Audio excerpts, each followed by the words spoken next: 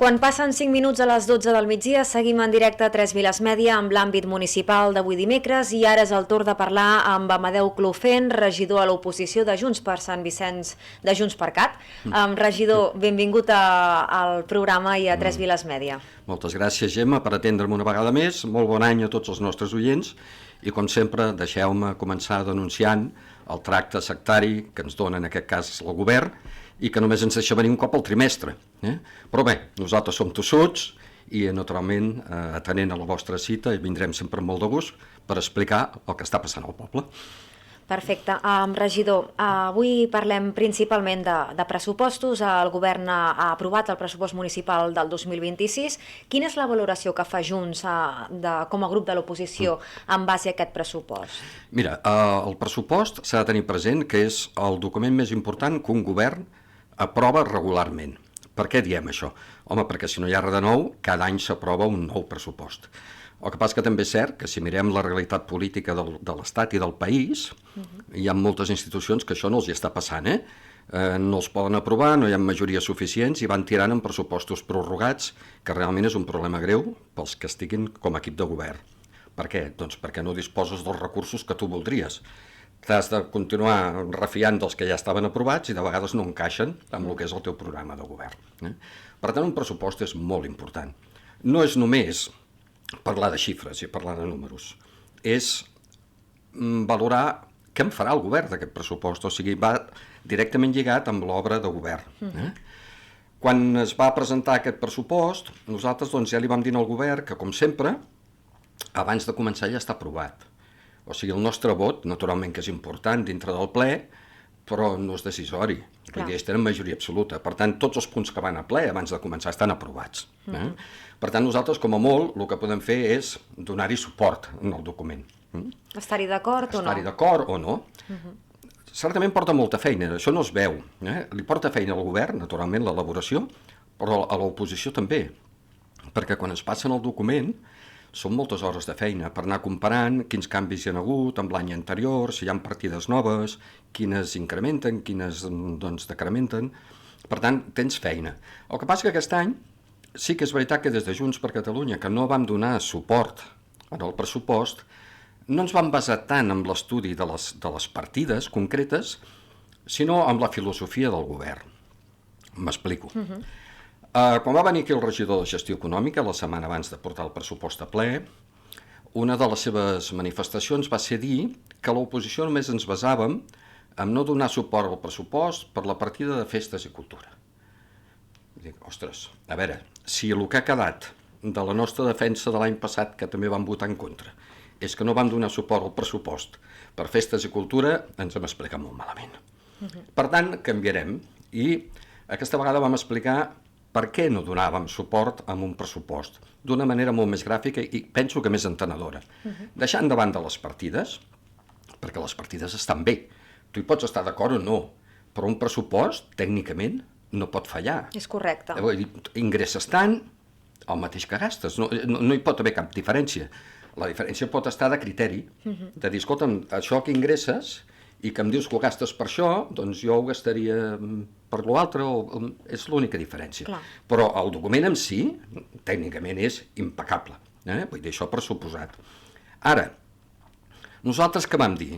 Nosaltres no podem donar suport en aquest pressupost perquè estem davant d'un govern que no té projecte. No ha aprovat un pla d'actuació municipal amb els 3 anys pràcticament que fa que està govern. Per tant, no sabem els diners d'aquest pressupost a on els destinarà. Ens n'anem assabentant conforme avança l'any, però abans, quan tu l'aproves, no saps per què serviran. Per posar un exemple, tornaran a servir per una requalificació, com la de Kilgore? Clar, vull dir, estic donant suport a això? Clar, perquè es coneixen les xifres a les quals es destina l'àmbit, no? Però no l'actuació. No l'actuació concreta, perquè hi ha un muntant de diners important que sobrepassa el 1.000.000 d'euros, que anirà a inversió, i no saps ben bé a què el destinaran. Per tant, és un govern que no té projecte. I en cas que el govern, perdoni, tingués aquest pla d'actuació municipal, el tingués definit i el tinguessin, doncs, el poguessin consultar, haguessin donat aprovació al pressupost. Seria molt més fàcil, perquè llavors saps exactament cap on va el govern. També pots que no hi estiguis d'acord, però almenys saps on estàs. Ara és un brindis al sol, vull dir, ara sí que donar suport, dius, bueno, no sé que estic donant suport. Per tant, un pla d'actuació municipal és primordial. Tant és així que nosaltres a l'última campanya vam dir que si tinguéssim responsabilitat de govern, el mateix programa electoral el convertiríem en el pla d'actuació municipal, i això es pot fer en 6 mesos. Si el govern es constitueix al juny, al desembre, junt amb els pressupostos, es pot aprovar el pla d'actuació municipal. Necessites aquest temps per veure financerament com està l'Ajuntament, quins recursos té i tal, però es pot fer. Per tant, no tenen programa. La segona cosa que ens va portar a no donar-hi suport, i ho vam explicar, no ens deixen participar. És un govern que no practica la transparència. Ara mateix, un altre exemple, durant l'any hi haurà modificacions de crèdit, com és normal. Per què? Doncs perquè surten actuacions, que com que no les sabem, i les van fent conforme van avançant, com acostuma a funcionar això? Quan reps l'ordre del dia del ple, veus que hi ha una modificació de crèdit. Clar, abans prèviament no es pot conèixer. No ho saps. I junt a la modificació de crèdit hi ha el projecte que acompanya la modificació de crèdit, que serà el que sigui. A la construcció d'un edifici, un asfaltat, una actuació. I no es poden assabentar a través d'alguna comissió informativa o d'alguna manera... Alguna vegada ens avancen informació a les comissions informatives d'urbanisme, però no sempre. No sempre. Llavors, clar, quan tu reps aquesta modificació de crèdit amb el projecte corresponent, allò ja està tancat. Vull dir, bueno, doncs molt bé, a mi m'informes, m'ho fas saber perquè no tens més remei, perquè això ha de passar per ple, però no he participat en res. Per tant, no hi ha projecte, no hi ha transparència, i sobretot, no potencien la participació ciutadana. Vull dir, junt amb el pressupost s'hauria d'aprovar l'agenda de participació ciutadana. En què pensa l'Ajuntament destinar esforços en quant a participació dels veïns? Quins projectes té? Torno a la Riera del Gorg. Home, no valia la pena doncs, fer un procés participatiu i preguntar en el poble, en els veïns, què els sembla la construcció d'una nova àrea comercial? No s'ha fet. L'agenda de participació en aquests 3 anys no l'han aprovat cap vegada. I és més, el Consell de Vila, que s'hauria de reunir sistemàticament 2 cops a l'any, s'ha reunit un cop en 3 anys. I els pressupostos participatius, que és aquella partida que el govern posa a disposició de la ciutadania perquè faci propostes, i la que guanyi és la que el govern executa, portem 3 anys que tampoc ho fan. Per tant, nosaltres no podem donar suport amb un pressupost que el que fa aquest pressupost és marcar una línia de govern. I aquest és el raonament que vam fer i li vam dir, al regidor li vam dir, l'any que ve quan tornis a la ràdio, no diguis que no donem suport per la partida de festes i cultura. No donem suport en aquest pressupost perquè no estem d'acord amb la línia d'actuació del govern. El pressupost tècnicament és impecable, però nosaltres no hi podem donar suport per la manera que vosaltres l'utilitzareu. I en aquest procés d'elaboració del pressupost han pogut fer aportacions o propostes al govern? S'ha escoltat la seva part? Ni una, que també ens ho va dir el regidor. El regidor en el ple ens va dir, home, és que us queixeu però no heu presentat cap proposta. Dius, home, i on te les hem de presentar, les propostes? A més, escolteu, a veure, els que esteu governant sou vosaltres. Ja sé que ells es troben amb l'inconvenient, que també s'enfaden quan els dic, que sempre Sambi va presentar programa electoral, però el PP no va presentar programa electoral. Sí, en els seus actes explicaven, però no hi ha res escrit. Per tant, aquesta coalició de govern només es basa en el programa de sempre Sambi. Llavors, clar, quan els dius, escolta'm, és que no teniu programa, és que no sabeu ben teneu, amb ells els hi sap greu, però quan ens diuen presenteu propostes, dius, home, clar que us anirien bé que us presentessin propostes, però no ens pertoca. Quan jo vaig ser regidor de gestió econòmica, el que feia era, abans de portar l'aprovació del document a ple, un mes abans, convocar l'oposició. Generalment em tocava explicar el pressupost 3 o 4 vegades, perquè no coincidíem amb el mateix dia, però m'era igual. Jo els explicava el pressupost al regidor que venia i dedicàvem, perquè és llarg, de seguida 1 hora i mitja o 2, però que aconseguia, que a mi m'omplia de satisfacció de veritat, que al moment de la votació, aquell partit polític molts d'ells s'abstenien. Per mi era un èxit que una oposició s'abstingui amb un document tan important com un pressupost. Que no t'hi doni suport ho entenc, perquè si no hi ha participat no té motiu per donar-hi suport. Però si realment li has explicat, si t'ha fet alguna valoració, alguna aportació, l'has inclòs.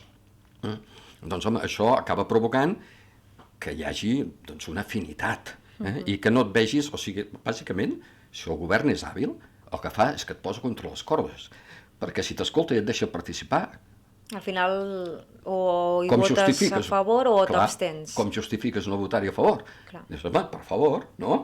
Per tant, i en canvi, quan no hi tens manera d'entrar-hi i de participar, doncs llavors sí, no tens més remei doncs, que no donar-hi suport. Si Junts hagués tingut més capacitat de decisió en aquest pressupost, quins canvis hauria introduït en aquest pressupost? Mira, nosaltres el que trobem a faltar, com et deia abans, és un projecte clar. Fa molts anys que estem parlant del dèficit d'habitatge que té Sant Vicenç. Sí, és cert que ara, amb la requalificació, doncs, es parla de que es faran uns pisos doncs, de protecció oficial, destinats al lloguer i tal, però clar, nosaltres els diem, això està bé, naturalment que està bé, però, per exemple, ara estem elaborant un pla d'actuació municipal, un POUM, un pla d'ordenació, i en canvi no tenim un pla d'habitatge. Seria bo que anessin en paral·lel, perquè, clar, quina necessitat té d'habitatge Sant Vicenç? Tots ens omplim la boca, jo el primer, Necessitem habitatge, però quants? Clar. Ho sabem? Més o menys ho intuïm, però no ho sabem. Si mirem la xifra de població, a 1 de gener, sí que ens n'adonem que dels 29 als 39 anys, la meitat de la població ens desapareix. Per tant, se'n va viure fora de Sant Vicenç. I això passa cada any. Però, clar, hauríem de saber de la gent que encara està al poble, qui té interès en poder doncs, quedar-se a viure aquí, i fins i tot dels que han marxat, no fa gaire, quins, si hi hagués oportunitat, tornarien.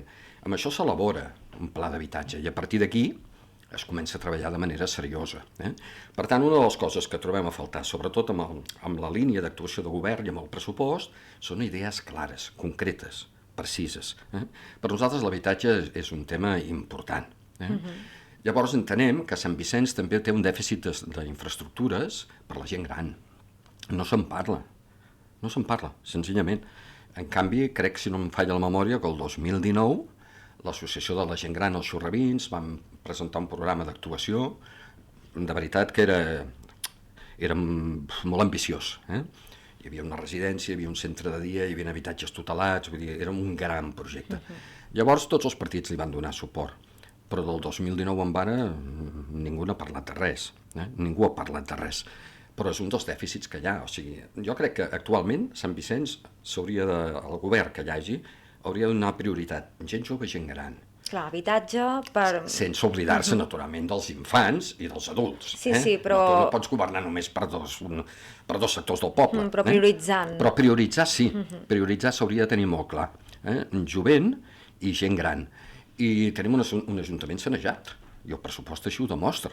A part, el govern actual està sent prou hàbil, i els hem felicitat, per treure subvencions d'altres institucions. Tot això ajuda a portar endavant accions i actuacions que el poble les acaba agraint. Però trobem a faltar, no sé, aquest full de ruta, més concreció, perquè realment gestionen l'abundància, que també els hi vam dir en el ple. No sé si en sou conscients que esteu gestionant abundància. Els que vam estar davant vostre vam gestionar misèria. Nosaltres el 2012, 13, 14, 15 teníem un pressupost gairebé 4 milions inferior del que han aprovat ara. I tot i amb això invertíem 1 milió d'euros a l'any. Clar, vull dir, és molt diferent quan estàs amb estretors a quan estàs amb abundància. Clar, ara s'hauria d'aprofitar aquest moment, perquè realment ara és un moment fàcil, econòmicament parlant, perquè Sant Vicenç faci un salt i avanci. Regidor, quan parla vostè d'aquest pla d'actuació municipal i ho exposen al ple i demanen explicacions, quines contestacions reben? Bé, primer ens van dir que l'estaven elaborant. Els 2 primers anys ens van dir que ho estaven elaborant, Clar, al final ja no s'aguanta, perquè clar, un pla d'actuació té sentit si tu l'aproves al començament de mandat. Ara ja no tindria cap sentit, aprovar un pla d'actuació municipal a un any d'unes eleccions, un any i poc, home, no té massa sentit. Per tant, jo crec que ells s'han basat bàsicament, o el que li han donat més importància és el fet de tenir una estabilitat i tenir una majoria. I llavors, com que de vegades per fer un pla d'actuació municipal costa posar-te d'acord, perquè no tots tenim el mateix punt de vista, doncs el més fàcil és, bueno, mira, cada regidoria que vagi fent i és un tema que l'aparquem aquí i no diguem res. Però cada vegada que l'hem reclamat, ja dic, fins ara, fins fa potser mig any, se'ns deia que s'estava elaborant. Però bueno, ja veiem que no és així.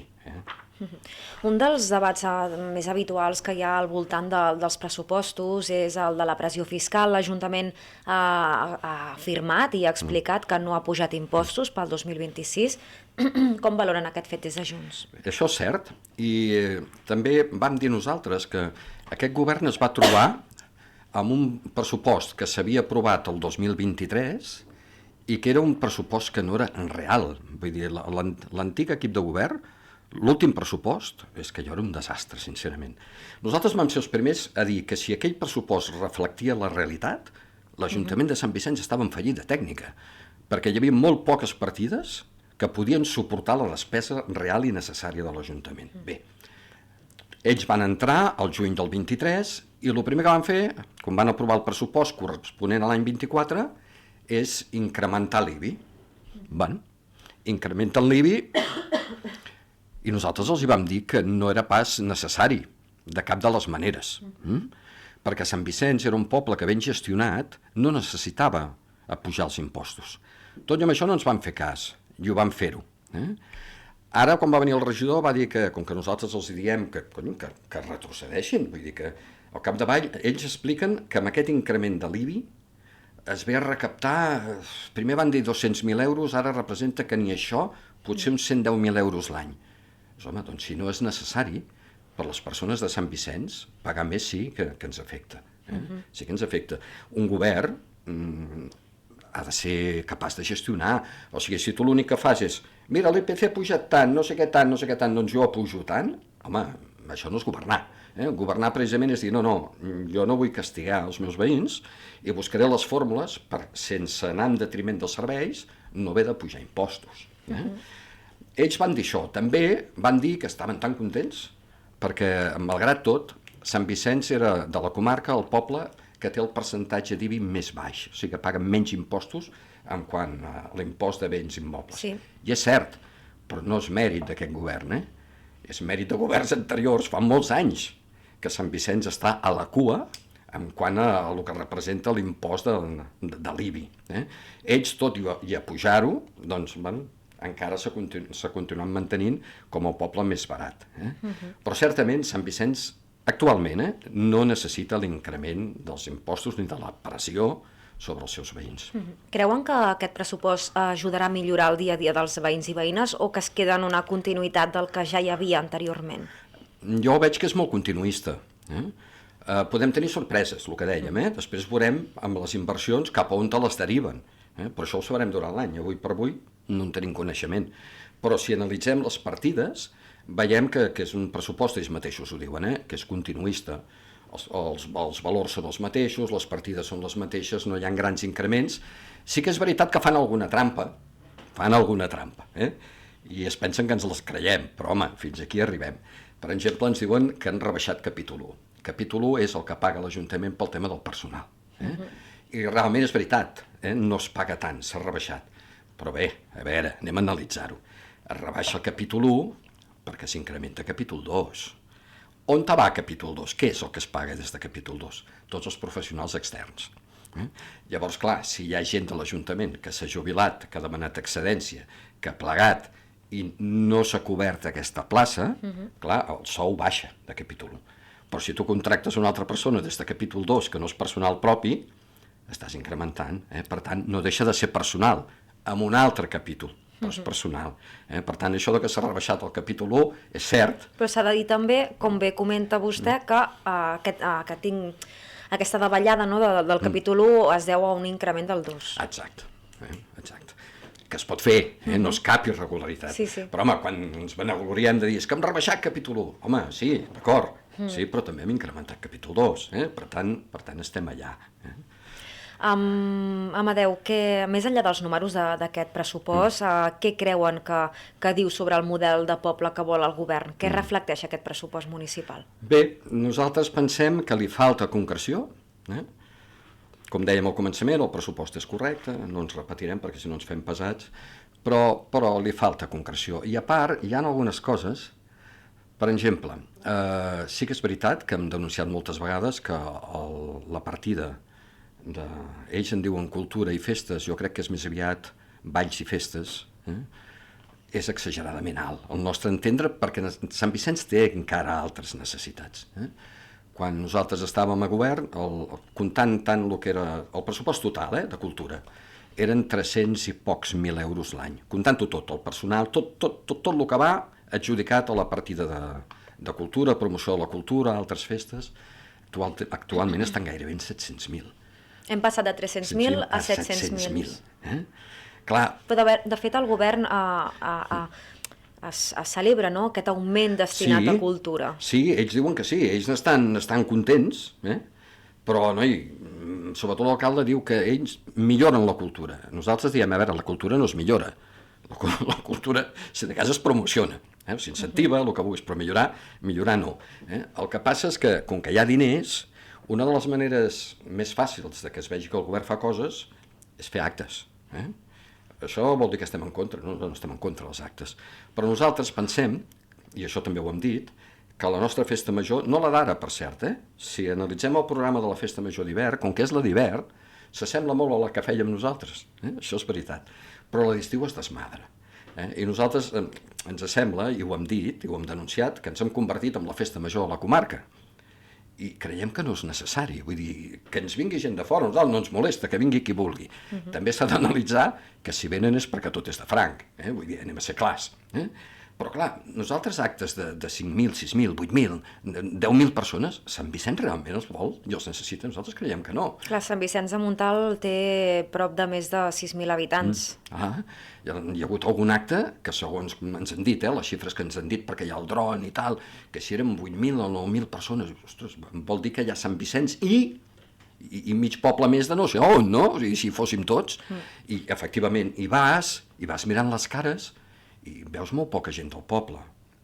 Fins i tot en una de les actuacions el cantant se li vol córrer a dir els de Sant Vicenç, aixequeu la mà o digueu hola, no sé què, i se sent i els de fora, dius, bueno, clar, hi ha molta més gent de fora que de casa. Per tant, nosaltres pensem que les coses s'han de fer en consonància amb el que és el poble. Que ciutats més grans puguin fer grans festivals i grans coses ens sembla fantàstic. Sant Vicenç nosaltres pensem que no ho necessita. Sant Vicenç és un poble que el que valorem és la nostra qualitat de vida, la nostra tranquil·litat, la nostra, digue-li com vulguis, però és realment el que valorem, la gent que vivim a Sant Vicenç. Si volem festa, i la trobem al poble, fantàstic, però si no, la tenim molt a la vora, a qualsevol lloc. I penso que el govern, doncs, a vegades es despista amb aquests aspectes. De fet, en diverses ocasions el govern ha explicat que la intenció és millorar any rere any, preparar més coses, més activitats. Creuen que s'ha convertit la festa major en un acte massa multitudinari? Nosaltres creiem que sí, la veritat és que sí, i a part se'n fan moltes coses. Ens sembla exagerat. I en canvi es descuiden aspectes. Per exemple, aquest any no s'ha repartit el calendari. No s'ha repartit. El calendari, nosaltres, que som els que el vam instaurar, que n'estem molt contents, per cert, que es continuï fent, vam intentar donar-ho a Correus. Què ens trobàvem? Que valia més repartir-ho que editar el calendari, perquè Correus llavors ja ens cobrava, si no em falla la memòria, em penso que eren 5 euros per cada calendari. N'hi ha 2.000 i pico. Clar, escolta tu, no podem gastar-nos 10 o 11 o 12.000 euros per repartir el calendari. Què vam fer? Vam donar l'opció a la gent de l'Ajuntament que volgués de dir, mireu, vam parlar amb el comitè unitari i li vam dir, mira, nosaltres podríem destinar 1.000 euros a pagant el personal que vulgui repartir ells els calendaris. Clar, que no siguin ni pocs, que no sigui un, perquè no podrà, però que tampoc siguin 50. Al final van establir 4 persones. Mira, aquestes 4 persones es repartien aquests 1.000 euros i tenien el mes de desembre per anar repartint el calendari. Clar, aquest any s'ha tret. Sí, l'Ajuntament ha explicat que hi havia malbaratament, que en algunes cases no arribava el calendari, el que fan ara és que la gent... El vagi a buscar. El que tinc ganes de saber és quants calendaris s'aniran a buscar. Quants? Perquè si abans hi havia malbaratament perquè potser es repartia malament, cosa que jo no puc assegurar que sigui així, ara m'agradaria saber quants es quedaran allà. Quants es quedaran perquè la gent no els va a buscar. Llavors, home, per una banda gastem molt, però per una altra home, aquest aspecte mateix jo crec que és important. Clar, si no tothom va buscar el calendari, aquests calendaris s'han editat i s'han creat, però al final suposa una despesa. Sí, i aniran llançats, perquè clar, pel 2027 no valen, Vull dir, tot el que no hagis entregat un calendari durant el mes de gener, després ja el que quedi serà molt difícil que la gent realment t'ho vingui a buscar. Jo vaig anar a buscar el meu aquesta setmana, clar, aquí vaig anar un moment puntual, no hi havia cap cua de res, però això no vol dir que no hi hagi anat persones, Sí. Però és una de les preguntes que penso fer, quan se n'han editat, i si em poden contestar... I quan se n'han anat a buscar? Quan se n'han anat a buscar.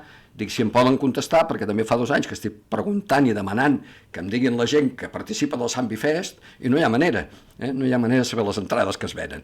No sé si amb el calendari me'n sortiré de saber quants s'han editat i quants se n'han anat a buscar. Regidor, avui estem centrant-nos en aquest pressupost municipal. Hi ha més qüestions que vulgui posar sobre la taula? A veure, en principi comencem un any que serà clau, perquè a les properes ja hi ha eleccions municipals. Per tant, serà un any on passaran políticament moltes coses, s'haurà de veure quines formacions es preparen o ens preparem per assistir a les properes eleccions, es proclamaran candidats. Sant Vicenç és cert que les últimes eleccions, al nostre entendre, va ser una bogeria, eren 9 llistes. Per Sant Vicenç ens sembla un disbarat. Quantes creu que hi haurà el 2027? A veure, si no hi ha sorpresa, sembla que no haurien de ser tantes, però clar, jo no m'atreveixo ja a dir res, Però en principi em sembla que no haurien de ser tantes. Hauríem de tornar a el que havia sigut habitual, que a Sant Vicenç eren entre 5, màxim 6 llistes. 5, i la 6ena sempre era si algun grup d'independents s'organitzava pel seu compte i tal, però generalment eren 5 llistes. Clar, de 5 a 9, el poble tampoc ha crescut tant. Per què diem això? Que no és bo? Sí, home, sí que és bo, però si es fragmenta molt el vot, llavors és molt difícil formar un govern, les coses com siguin. Però bueno, pensem que serà un any interessant, serà un any important, serà un any que el govern haurà d'acabar projectes, perquè tots sabem que uns mesos abans de les eleccions no es pot inaugurar res, per tant, ells apretaran aquest any per intentar aconseguir tot el que puguin, i bueno, nosaltres també ens estem preparant, fa molts mesos que hi estem treballant, tenim el programa pràcticament enllestit, faltaria imprimir-lo, pràcticament és el que ens quedaria, tenim persones a l'entorn, un bon nombre de persones disposades a col·laborar i a treballar, i bueno, ens presentarem amb tota l'il·lusió per intentar aquesta vegada sí que tenir pes a dintre el que és el dia a dia políticament del nostre poble. Amadeu Clofent, regidor de Junts per Cat, que al principi del programa m'he despistat, de l'Ajuntament de Sant Vicenç de Montalt. Gràcies pel seu temps i que tingui un bon dia. Moltíssimes gràcies i molt bon any a tothom. tresvilesmedia.cat. La veu i la imatge de les 3 viles. Sant Vicenç de Montalt, Sant Andreu de Llavaneres, Caldes d'Estrac. El so de la costa del Maresme. 3 Viles Mèdia Ràdio.